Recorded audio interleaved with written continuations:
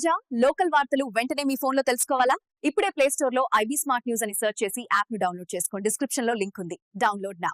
రాష్ట్రంలో జర్నలిస్టుల అక్రిడిటేషన్ల అంశం ఇప్పుడు చిలికి గాలివానలా మారుతోంది.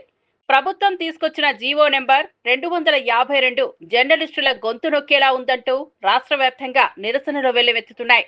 ఈ జీవో ద్వారా అక్రిడిటేషన్ల సంఖ్యను భారీగా తగ్గించడాన్ని వ్యతిరేకిస్తూ జర్నలిస్టు సంఘాలు కలెక్టరేట్ల ముట్టడికి పిలుపునిచ్చాయి.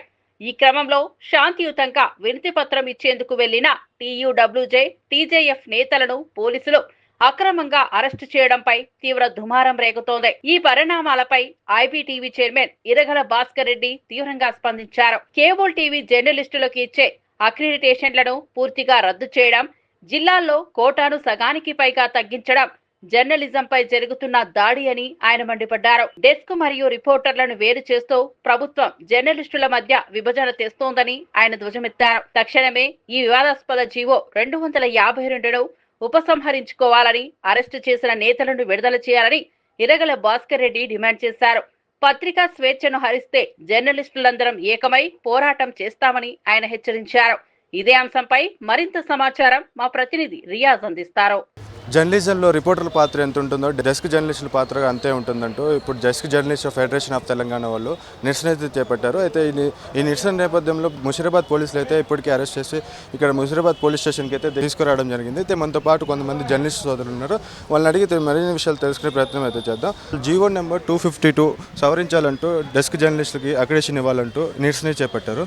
దానికి మేము రాష్ట్ర వ్యాప్తంగా ఈరోజు ఒక్కటే కాదు, హైదరాబాద్ కేంద్రంగానే కాదు 33 జిల్లా కేంద్రాల్లో కలెక్టర్లకు వినతి పత్రం ఇచ్చే ఒక కార్యక్రమానికి Telangana union of working journalist సంఘం ఈరోజు శ్రీకారం చుట్టింది. ఎందుకంటే గతంలో 2016లో వచ్చిన 239 జీవోలో ద్వారా మనం లాస్ట్ 2022లో 23,000 అక్రిడేషన్ కార్డులు ఇచ్చుకుంటే ఇప్పుడు తెచ్చినటువంటి 252 జీవోలో దాదాపు 13,000 కార్డులకు కోతబెట్టే విధంగా ఆ జీవో ఉంది. ఫస్ట్ ఈ రకంగా కార్డులను కట్ చేయడాన్ని నిరసిస్తూ ఉన్నాం. రెండోది, ఒక పక్క డెస్క్ జర్నలిస్టులకు ఒక రకమైన కార్డు, బ్యూరో వాళ్ళకు ఒక రకమైన కార్డు. అంటే జర్నలిస్టులు అనేటటువంటి వాళ్ళు ఎవరైనా వర్కింగ్ జర్నలిస్ట్ కిందనే వస్తారు. అట్లాంటి వర్కింగ్ జర్నలిస్ట్ కింద వచ్చేటటువంటి వాళ్ళందరికీ ఒకటే కార్డు విధానం ఉండాలి. కానీ రెండు కార్డుల విధానం రెండు కళ్ళ సిద్ధాంతం లెక్క ఈరోజు ఇంప్లిమెంట్ చేయడాన్ని మేము వ్యతిరేకిస్తూ ఉన్నాం. దీని విషయంలో నాకు తెలిసి మరి ముఖ్యమంత్రి రేవంత్ రెడ్డి గారికి కానీ, పొంగులేటి గారికి కానీ దీనిపైన స్పష్టమైనటువంటి సమాచారాన్ని మీడియా అకాడమీ చైర్మన్గా ఉన్న శ్రీనివాసరెడ్డి గారు ఇచ్చారా? ఇచ్చినందుకే ఇట్లాంటి జీవో వచ్చిందా, లేకపోతే వాళ్ళని కూడా ఏమన్నా అంటే మభ్యపెట్టి ఇట్లాంటి చీకటి జీవోని తీసుకొచ్చారా అనేటటువంటిది నాకు అర్థం కావడం లేదు. గత ప్రభుత్వంలో డెస్క్ జర్నలిస్టులకి అక్రిడిటేషన్ కార్డు కల్పించారు. అయితే ఈ ప్రభుత్వంలో ఎందుకు కల్పించారు? అదే మేము ఇప్పుడు ఫైట్ చేస్తున్నది కూడా దాని మీదనే. వాళ్ళు ఏంటంటే డెస్క్ జర్నలిస్టులు లోపల ఉంటారు, వాళ్ళకి ఎందుకు యాక్సెస్ కార్డు అనేటటువంటి ఉద్దేశంతోనే చేస్తున్నారు. కానీ నేను భారతదేశంలో ఉన్న ఏ రాష్ట్రంలోనన్నా తీసుకోండి, సింగిల్ కార్డు విధానమే ఉంటుంది. ఒక అక్రిడేషన్ జర్నలిస్ట్ అనే వాళ్ళకి అక్రిడేషన్ ఉంటుంది. ఢిల్లీ లాంటి ప్లేస్లో సెంట్రల్ వాళ్ళు ఒక పిఐబి కార్డు అని ఇస్తారు. అంతే తప్ప మీడియా కార్డు అని ఇంకో కార్డు అని ఎక్కడ కూడా ఏ రాష్ట్రంలో ఉండదు. మేము ఒకటే చెప్తా ఉన్నాం, తెలంగాణలో కొత్త సిద్ధాంతాన్ని, కొత్త మార్గాన్ని తీసుకురాకండి, కొత్త కార్డు విధానాన్ని తీసుకురాకండి. ఏదైతే జర్నలిస్టులకు ఎక్కడైనా కామన్గా ఉండేటటువంటి ఒకే అక్రిడేషన్ కార్డు అనేటటువంటి విధానమే ఉండాలి. ఈ రకంగా మమ్మల్ని వేరు చేసి విభజించి పాలించాలనేటటువంటి ఉద్దేశంతో వస్తే అది కరెక్ట్ కాదు. మీరు దీన్ని తీసేసి సింగిల్ కార్డు విధానాన్ని తీసుకొచ్చే వరకు, కార్డుల సంఖ్యను యథాతథంగా ఉంచేంత వరకు, 239 జీవో స్ఫూర్తితో మీరు ముందుకు సాగేంత వరకు కూడా మా ఉద్యమ ఉధృతి అనేటటువంటిది కొనసాగుతుందని చెప్పి తెలియజేస్తా ఉన్నాను. ఓకే, మనతో పాటు ఎలక్ట్రానిక్ మీడియా అధ్యక్షుడు వాళ్ళైతే ఉన్నారు. వాళ్ళని అడిగి మరిన్ని విషయాలు తెలుసుకునే ప్రయత్నం చేద్దాం. నమస్తే సార్. నమస్తే సార్, ఈ జీవో నెంబర్ 252ని సవరించాలంటూ desk journalist federation of Telangana వాళ్ళు ఈ నిరసన చేపట్టారు కదా, అది ప్రధానంగా తెలంగాణ ఉద్యమంలో కీలకంగా వివరించిన జర్నలిస్టుల యొక్క సంఖ్య అనుగుణంగా గత ప్రభుత్వము సుమారు 23,500 అక్రిడేషన్లు కేటాయించడం జరిగింది. అయితే గత 2 సంవత్సరాలుగా రాష్ట్రంలో ప్రభుత్వం మారిన తర్వాత 2 సంవత్సరాలుగా అక్రిడేషన్ కలిగి ఉన్న జర్నలిస్టులకు ఎవరికి కూడా రెగ్యులర్ అక్రిడేషన్లు మరొక కొత్త పాలసీని రూపొందించలేదు. తెలంగాణ ఎలక్ట్రానిక్ మీడియా జర్నలిస్టులను మొదటి నుంచి కూడా ప్రభుత్వాన్ని డిమాండ్ చేస్తూ ఉంది. జర్నలిస్టులకు వెంటనే అక్రిడేషన్లు విడుదల చేయండి, పెరిగిన సంఖ్యకు అనుగుణంగా జర్నలిస్టులకు అక్రిడేషన్లు ఇవ్వండి అని చెప్పి డిమాండ్ చేస్తూ ఉంటే, కొండ నాలుకకు మందేస్తే ఉన్న నాలుగు ఊడిపోయినట్టుగా ఉన్న అక్రిడేషన్ల నుంచి 23,500 అక్రిడేషన్ నుంచి తగ్గించడం కోసం 13,000 అక్రిడేషన్లు తగ్గించడం కోసం ఈ ప్రభుత్వం ప్రయత్నం చేస్తుంది. జీవో నెంబర్ 252ను విడుదల చేయడం అంటేనే జర్నలిస్టుల పట్ల ఒక కృతపూరితంగా వివరించడం అన్నది మేము దీన్ని ఎండగడతా ఉన్నాం.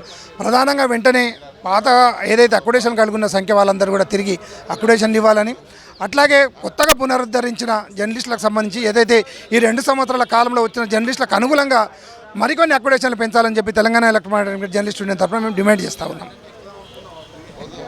ప్రస్తుతం అయితే మనం చూస్తున్నట్టయితే ఈ ప్లే కార్డులు పట్టుకొని 2 కార్డులు విధానమా 2 కార్డులు సిద్ధాంతమా అంటూ అయితే జర్నలిస్టుల కుటుంబాలే మీకు భార్యమవుతున్నాయా అనేసి అయితే ముషీరాబాద్ పోలీస్ స్టేషన్లో అయితే వాళ్ళు నిరసన అయితే చేపడుతున్నారు.